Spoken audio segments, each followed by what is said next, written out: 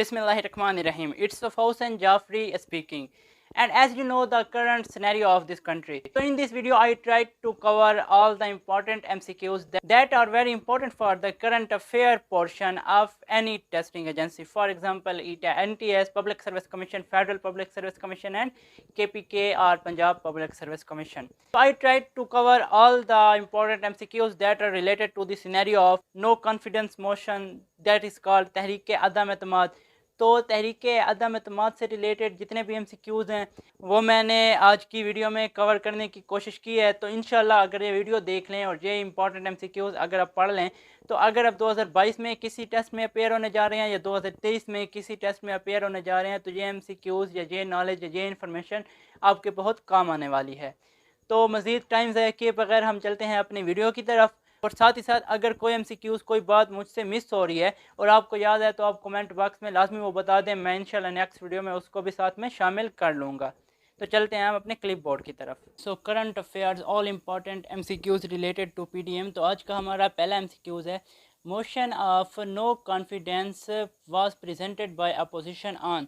तो किस डेट को ये प्रेजेंट की गई थी फर्स्ट ऑफ ऑल? तो इसका राइट आंसर है आपके पास 8 मार्च 2022। तो ये कौमी असम्बली में 8 मार्च 2022 को जो आपके पास अपोजिशन है उसने प्रेजेंट की इमरान खान के ख़िलाफ़। नेक्स्ट क्वेश्चन है आपके पास, date of voting on no confidence motion was. तो नो कॉन्फिडेंस मोशन से मुराद तहरीक-ए-अदम एतमाद। तो तहरीक-ए-अदम एतमाद की वोटिंग कब होनी थी? तो ये आपके पास 3 अप्रैल 2022 को होनी थी, लेकिन जो कि होने से पहले ही ख़त्म हो गई।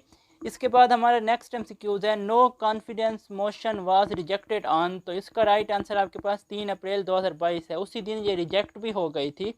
नेक्स्ट MCQs है हमारे पास, असेंबलीज वाज डिसॉल्व्ड ऑन। तो इसका राइट आंसर आपके पास 3 अप्रैल 2022 है, क्योंकि 3 अप्रैल 2022 को ये असेंबली जो है वो डिसॉल्व कर दी गई और नो कॉन्फिडेंस मोशन को साइड पर रख दिया गया, इसको रिजेक्ट करके असेंबलीज को डिसॉल्व कर लिया गया। क्लियर है यहाँ तक? नेक्स्ट MCQs है हमारे पास, असेंबलीज वर डिसॉल्व्ड बाय। तो किसने असेंबली डिसॉल्व की थी? तो प्रेसिडेंट ऑफ पाकिस्तान ने की। और कौन थे प्रेसिडेंट ऑफ पाकिस्तान? इसका राइट आंसर आपके पास डॉक्टर आरिफ अलवी है। इसी तरह से नेक्स्ट MCQs है आपके पास, assemblies were dissolved by president on the advice of. तो किसकी एडवाइस पर किया? तो इसका राइट आंसर आपके पास PM यानी प्राइम मिनिस्टर, और जो कि इमरान खान थे इस टाइम।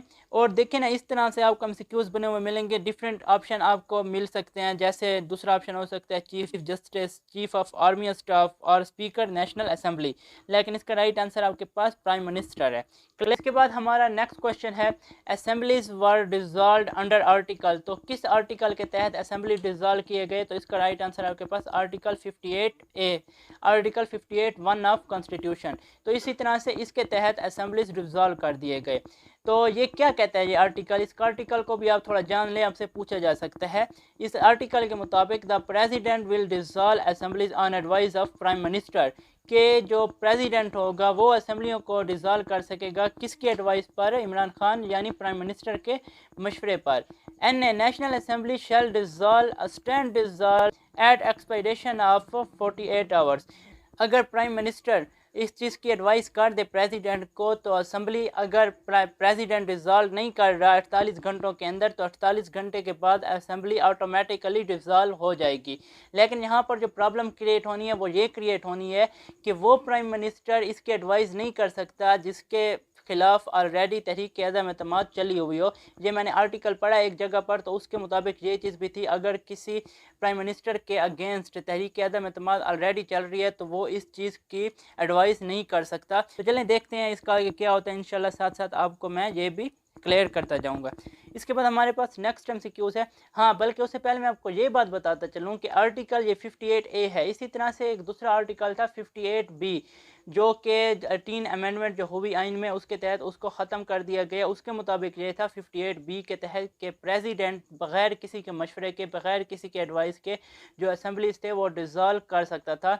तो इस तरह से जो सदर था उसके पास एक्सट्रीम पावर थी असम्बलियों को डिसॉल्व करने की, जो कि सदर जरदारी ने ख़त्म कर दी अपने टाइम में, जब वो उनकी हुकूमत थी पीपल पार्टी की 2007 के बाद की। इसके बाद हमारा नेक्स्ट MCQs है, after dissolution of assemblies new election will be held in. तो इसका राइट आंसर है 3 months और 90 days। तो 3 months यानी 90 दिन के अंदर ही दोबारा इलेक्शन करने होंगे इसके तहत। इसकी तरह से हमारा नेक्स्ट MCQs है, prime minister will continue its responsibility and cabinet will dissolve under article. तो प्राइम मिनिस्टर जो है, जो उसकी रिस्पॉन्सिबिलिटी हैं वो उनको कंटिन्यू कर सकेगा, लेकिन जो कैबिनेट है, जो काबीना है, वो डिसॉल्व हो जाएगी, यानी जितनी मिनिस्ट्रीज हैं वो ख़त्म हो जाएंगी। तो ये आपके पास आर्टिकल 24 के तहत ऐसा हो सकता है। क्लियर है यहाँ तक? इसके बाद हमारे पास नेक्स्ट MCQs है, strength required for success of no confidence motion. तो तहरीक अदम एतमाद के लिए उन्हें कितनी असेंबली में कितनी स्ट्रेंथ की ज़रूरत थी? तो इसका राइट आंसर है 172 आउट ऑफ 342, यानी 172 अरकान अगर ये वोट दे देते हैं तो ये एक्सेप्ट हो जाती, नो कॉन्फिडेंस मोशन। इसी तरह से no confidence motion rejected under, तो ये किस आर्टिकल के तहत रिजेक्ट हुई? तो इसका राइट आंसर है आर्टिकल 5 ऑफ कॉन्स्टिट्यूशन। क्लियर है यहाँ तक? इसी तरह से हमारा नेक्स्ट MCQs है, PDM यानी पाकिस्तान डेमोक्रेटिक मूवमेंट इस कोलिएशन ऑफ, तो कितने जमातों पर मुश्तमिल है? तो इसका राइट आंसर है आपके पास 11 पॉलिटिकल पार्टीज़। इसी तरह से हमारा नेक्स्ट MCQs है, motion of no confidence moved to national assembly under article 95, यानी जो तरीके अदम एतमाद है इसे कौमी असम्बली में लाया गया आर्टिकल 95 के तहत। How many times no confidence motion has been tabled in national assembly, इससे पहले नेशनल असेंबली में कितनी मरतबा तहरीक अदम एतमाद पेश की गई? तो इसका राइट आंसर है आपके पास 3 टाइम्स। इससे पहले 3 दफ़ा पहले भी ऐसी सिचुएशन हुई है कि तहरीक अदम एतमाद प्राइम मिनिस्टर के खिलाफ पेश की गई हो। इसी तरह से हमारा नेक्स्ट और आखिरी MCQ है आप आज का, speaker of national assembly at time of this motion. तो तहरीक अदम एतमाद के वक़्त कौमी असम्बली का स्पीकर कौन था या कौन है? तो इसका राइट आंसर है आपके पास कासिम खान सूरी, जिसने तहरीक अदम एतमाद को आर्टिकल 5 के तहत रिजेक्ट किया है। तो अभी तक के लिए सिर्फ इतना ही। अगर आपको कोई और MCQs याद आ रहा है तो आप वो मुझे कमेंट बॉक्स में बता सकते हैं, नेक्स्ट वीडियो में मैं उसको भी शामिल कर लूँगा। अगर वीडियो पसंद है तो लाइक करें, चैनल सब्सक्राइब करें। मिलते हैं नेक्स्ट वीडियो में, तब तक के लिए अपना ख्याल रखें। अल्लाह हाफिज़।